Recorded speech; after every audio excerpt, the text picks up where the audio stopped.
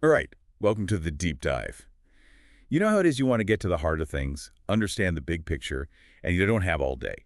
That's what we're doing today with microbial ecosystems. They're everywhere, but kind of mysterious. We're going to clear that up. That's right. There's a lot to cover, but we'll break it down, make it fun, and actually useful. By the end of this deep dive, you'll have a solid understanding of microbial ecosystems. No more just nodding along when someone mentions them. Exactly. So microbial ecology, it's like more than just little bacteria, right? It's systems, interactions, the whole shebang. Absolutely. The thing about microbes, bacteria, archaea, fungi, even viruses, is they're amazingly adaptable. They exist in places that would be deadly to almost anything else. And some ecosystems are, well, almost entirely made of microbes. That's kind of crazy to think about. These little things we can't even see are influencing the whole planet. I mean, we talk about climate change, but microbes have been shaping the air and the oceans for, like, forever. And the way they do it is through their metabolism. They can do chemical stuff that plants and animals can't. They're running the planet's biogeochemical cycles. Okay, hold on. Let's zoom in a bit.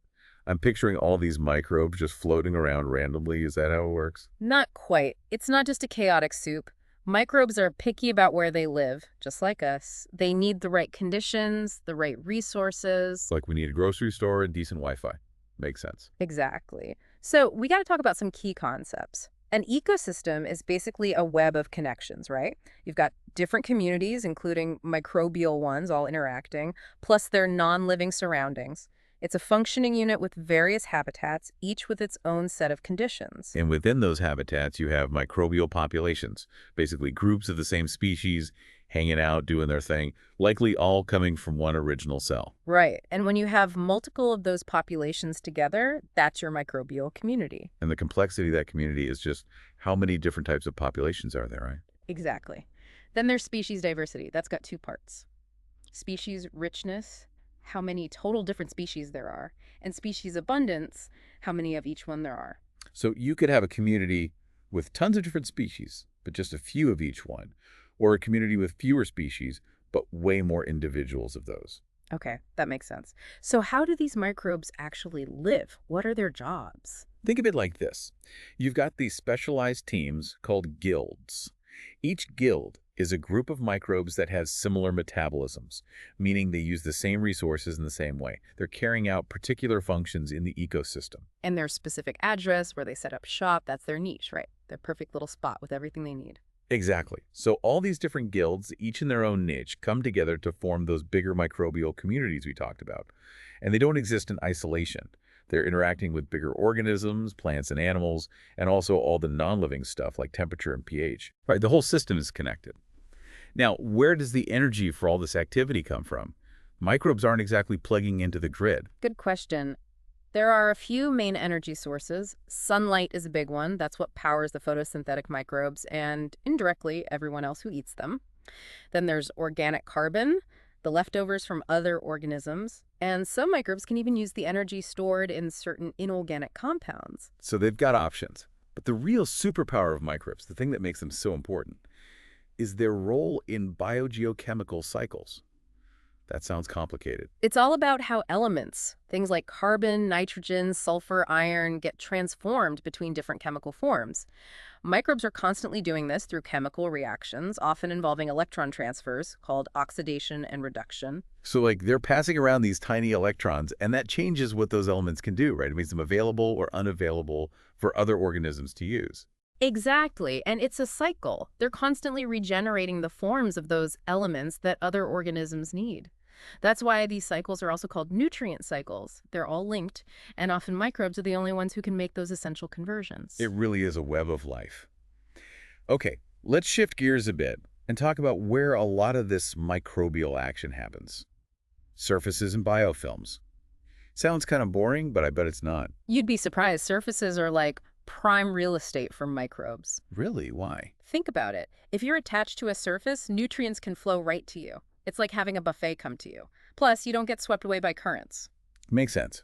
If you were a little bacterium in a raging river, you'd want to hold on tight. So what exactly are biofilms? Picture this. A bunch of bacteria all snuggled up on a surface, encased in this sticky matrix they've made themselves. This matrix is made of sugars, proteins, even some DNA. That sounds kind of gross, but I guess it works for them. What's the point of all that sticky stuff? It does a lot, actually. It traps nutrients, stops them from getting washed away, helps them communicate with each other, and even lets them swap genes and nutrients. Wow, it's like a little microbial city. And I bet it protects them too, right? Absolutely. The biofilm acts like a shield, keeping out predators, and even things like antibiotics. That's why biofilm infections can be so hard to treat. So it's not just a random blob of bacteria. It's organized, complex, often with multiple species. Exactly. And they're super important for human health, too. Think about dental plaque that's a biofilm. And they can cause problems with medical implants, like catheters or artificial joints. Okay, from biofilms, these thin layers, let's move on to something a bit more, well, visible microbial mats. These sound like they're on a different scale. They are. Microbial mats are thick, layered communities, almost like a carpet you might find in some aquatic environments. They're so dense, they're actually supported by the microbes themselves. Really? So how do they get these layers? What makes them organized like that? It all comes down to the different guilds present and what resources are available. Like in a phototrophic mat, one that relies on light, the top layers are going to be full of light-loving microbes. And as you go deeper, the conditions change, different nutrients become available, and different microbes thrive there. So it's like a miniature ecosystem all stacked up. Where do we usually find these phototrophic mats? Think extreme places. Really salty lakes or hot springs, they're usually built by primary producers, things like cyanobacteria, the ones doing photosynthesis. And then there's the chemolithotrophic mats. They must live in completely different environments. Exactly. These guys thrive in the dark, where there are lots of reduced chemical compounds like sulfide. They get their energy from chemical reactions, not sunlight. So no sun needed, just the right chemicals. I also read that some of these mat organisms can actually move around within the mat. That's right. Many of them are motile. They'll move around to find the best spots, following the changing chemical gradients. Often this happens on a daily cycle as light and dark conditions shift. Pretty smart for something so small. Okay, let's get down to earth, literally, and talk about soil. Seems basic, but I know it's teeming with microbial life. Absolutely. Soil is an incredibly complex habitat, the loose material on the surface of the earth. It forms over really long periods, from rocks breaking down, minerals weathering, and this is important, the actions of living things, including all sorts of microbes. And soil isn't all the same, right? It's different everywhere you go. Absolutely. We broadly divide soils into mineral-based and organic-rich, though most are a mix. In places with plants, soil is made up of mineral particles, organic matter from dead stuff, air, water, and a whole community of microorganisms and larger animals. And when we talk about the solid bits of soil, there are different sizes, right? Yeah, we've got sand, silt, and clay. Sand's the biggest, then silt, and clay's the tiniest. The mix of these sizes determines a lot about the soil, how well it holds water, nutrients, air, all that. And if you dig down, you see these layers, the soil horizons. Exactly. You've got the O horizon at the top, full of organic matter. Then the A horizon, the topsoil, with a mix of minerals and organic stuff. That's where most plant roots are. Below that is the B horizon, the subsoil, with more minerals that have washed down from above. And finally, there's the C horizon, basically the weathered rock the soil came from. So where's the microbial party happening in all this? Mostly in those top layers, the O and A horizons. That's where the food is plenty of carbon and energy. Makes sense. So how does soil even form? It's not like it just appears. It's a long process involving the physical breakdown of rocks, chemical weathering, and importantly, biological activity. You've got photosynthetic organisms contributing organic matter and all sorts of other microbes breaking down dead stuff and even helping dissolve rocks. And water's got to be key for all that life in the soil, right? Essential. How much water the soil holds depends on its texture, how much rain there is, drainage, all that. There's water stuck to the particles and water in the spaces between them, which forms the soil solution. That's what has all the dissolved nutrients that plants and microbes need. So soil is this busy underground city. What can you tell us about the residents, the soil microbial diversity? It's mind-blowing, honestly. One of the most diverse habitats on Earth. Prokaryotes, Bacteria, and Archaea are the most abundant and diverse inhabitants. How do we even figure out who's down there? It's Well, not like we can grow most of them in a lab. Right. That's where we use culture-independent methods. One common one is 16S ribosomal RNA gene sequencing. It lets us identify different bacteria and archaea based on their DNA, even if we can't grow them. And who are the usual suspects, the dominant groups we find? Proteobacteria are often the most diverse and abundant. They're super versatile, metabolically speaking. Acetobacteria and bacteroidetes are also common and seem to be good at breaking down complex organic matter. Then you've got actinobacteria and firmicutes, each with their own roles. So a real mix of specialists. And is this mix the same everywhere? Nope. It depends on the soil type, location, climate, vegetation, all that. You mentioned biological soil crusts before. Those sound kind of specialized. They are. These are communities that form on the soil surface, especially in dry areas. They're usually dominated by cyanobacteria, along with algae, fungi, lichens, and mosses. They're important for protecting the soil from erosion. Like a natural shield. Okay, Let's go even deeper into the terrestrial subsurface. this is the environment below the soil horizons, and it's pretty different. Nutrients get scarce down there, so you have much less microbial diversity and abundance. Fewer snacks, fewer partygoers. But you mentioned there are microbes that have adapted to life down there. Oh yeah, they've evolved some incredible strategies. One example is Dazelferutis audaxviator, a bacterium found deep in mines. It can live entirely on its own, getting energy from hydrogen and fixing carbon. That's wild, a whole ecosystem by itself. What else have scientists been finding in those hidden depths? Metagenomics, studying all the DNA in an environment, has shown us a surprising amount of archaeal diversity. Groups like Bathyarchaeota and the Asgard superphylum. They're super interesting because the Asgard archaea are thought to be related to eukaryotes, the group that includes us. We also find bacteria like certain firmicutes that seem to be able to just hang out, dormant, waiting for better conditions. So even in those tough environments, there's a whole hidden world of microbes. Okay, let's head back to the water, this time to freshwater environments. Freshwater environments are really diverse. Think lakes, rivers, wetlands. They all have different conditions, different resources, so you get a variety of microbial life. A pond is going to be very different from a rushing river, that's for sure. Exactly. And one of the key things in freshwater is the balance between photosynthesis and respiration. You've got your photosynthetic microbes making energy from sunlight, and then the others breaking down organic matter. And you mentioned lake stratification earlier. What's that about? In temperate climates, lakes can form layers during summer. The top layer, the epilumnion, gets warm from the sun. The bottom layer, the hypolumnion, stays cold. And there's this zone in between, the thermocline, where the temperature changes rapidly. This layering can prevent mixing, so the bottom doesn't get much oxygen. But it doesn't stay like that forever, does it? Nope. Usually in the fall, the surface cools down and the layers mix. This is called lake turnover, and it's important for redistributing oxygen and nutrients. Makes sense. I've also heard about BOD, biochemical oxygen demand. What does that tell us about microbes? BOD is a measure of how much oxygen microbes would need to break down all the organic and inorganic stuff in a water sample.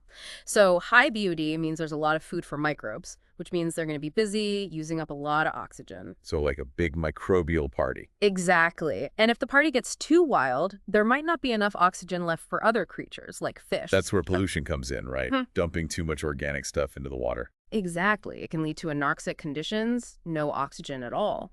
And it can also trigger huge blooms of algae and cyanobacteria, which is called eutrophication. When those blooms die, their decomposition uses up even more oxygen. So a seemingly peaceful lake can have a lot going on beneath the surface. What are the main microbial players in freshwater? There's a huge diversity. You commonly find proteobacteria, actinobacteria, bacteroidetes, cyanobacteria, the photosynthetic ones, and verrucomicrobia. A real mix. Okay, let's move on to the biggest water environment of all the oceans. How is microbial life different there? Ocean environments are incredibly diverse, but they generally have fewer microbial cells per volume compared to freshwater. But the oceans are so huge that their total microbial biomass is still immense. And the composition of these communities changes with the seasons, probably because of changes in nutrients, light, and other factors. I've also heard about oxygen minimum zones in the oceans. Those sound pretty harsh. They are. Oxygen minimum zones, or OMZs, are areas at certain depths where oxygen levels are really low. They often happen where lots of phytoplankton grow at the surface. When those die and sink, their decomposition by microbes uses up a lot of oxygen, and the water doesn't mix well to replenish it. So, like the microbial party got out of hand again. You could say that. And OMZs have big implications where a lot of nitrogen gets trapped, and they can also release nitrous oxide, a greenhouse gas. And it's not just natural processes, right? Humans are contributing to this too. Exactly. When we dump too many nutrients into coastal areas, from things like fertilizer runoff, it can cause seasonal oxygen depletion, creating what we call dead zones. One example is the Gulf of Mexico. A reminder that our actions have big consequences for these microbial ecosystems. Speaking of the Gulf, I remember the Deepwater Horizon oil spill and how microbes played a role there. That was a tragic event, but it gave us a chance to study how deep-sea microbes handle a massive influx of oil. Turns out certain gamma proteobacteria are really good at breaking down oil, helping with the cleanup process. So even in disaster, there's a microbial response. Okay, let's talk about the primary producers in the oceans, the major marine phototrophs. These are the ones harnessing sunlight to make energy, the base of the food web. One key player is Prochlorococcus. It's a tiny cyanobacterium that's actually the most abundant photosynthetic organism on Earth. And it doesn't even have the usual light harvesting pigments. The most abundant, that's incredible. Who else is important for marine photosynthesis? Trichodesmium is another big one, a filamentous cyanobacterium that lives in warm, nutrient-poor waters. It can fix nitrogen, turning atmospheric nitrogen into a usable form for other organisms. And it's not just cyanobacteria. There are other bacteria that use light for energy, but don't produce oxygen. So lots of different microbes powering the ocean. Now, what about the overall distribution of archaea and bacteria in the open ocean? Does it change with depth? Yes, there are definitely trends. Bacteria dominate the surface waters where there's more organic matter from photosynthesis. But as you go deeper into the dark zones, archaea become more abundant, especially Tharmarchaeota, which oxidize ammonia. And what are the main bacterial groups we see in the ocean? Besides the cyanobacteria at the surface, you've got alpha and gamma proteobacteria, bacteroidetes, Microbia, and actinobacteria. In coastal waters, especially during algal blooms, the Rosiobacter lineage, which includes Regeria pomeroi, becomes super important. And then you have microbes like Pelagibacter that are adapted to the nutrient-poor open ocean. Amazing how they've adapted to so many different niches. And we can't forget about viruses. Definitely not. Marine viruses are everywhere, and there are more of them than any other biological entity in the oceans. They're constantly infecting cells, breaking them open, and releasing nutrients back into the water. Like tiny recyclers. That's one way to think about it. But they also play a role in evolution. They can transfer genes between microbes, including genes that change the host's metabolism. Viruses messing with their host metabolism. That's wild. Any new discoveries about marine viruses lately? Yeah, recently scientists found a new family called Autolike Viridae. They're bacteriophages viruses that infect bacteria, and they have a surprisingly wide range of hosts. It seems like every time we learn something new, it just reveals how much more there is to discover. Okay, let's go to one of the most extreme environments on Earth, the deep sea. It's a truly alien place. Freezing cold, pitch black, incredibly high pressure, and not much food. Life down there must be tough. How do microbes even survive? They have to be specially adapted. They need to be either psychrophiles, cold-loving, or psychrotolerant, able to handle the cold, and they have to withstand the pressure. We have terms like piezophilic for organisms that thrive under high pressure and piezotolerant for those that can tolerate it. Living under that much pressure is hard to imagine. How do they even function? They have all sorts of adaptations at the cellular level. Some have pressure-sensitive proteins that control their genes so they can adjust their physiology depending on the pressure. Like internal pressure gauges. And who are the main microbial residents of this deep, dark world? We find lots of archaea related to Tharmarchaeota, the ammonia oxidizers, and there are bacteria like Microbia and Gematomonidates, but a lot of them are uncultured, meaning we don't know how to grow them in a lab yet. So there's a whole lot we don't know yet. Now, if we go even further into the deep sea sediments. That's another vast microbial world, largely unexplored. The deeper you go, the less food there is, and the fewer microbes there are. Makes sense. So what are they living on down there? Anaerobic respiration, using things other than oxygen as electron acceptors, and fermentation are likely the main strategies.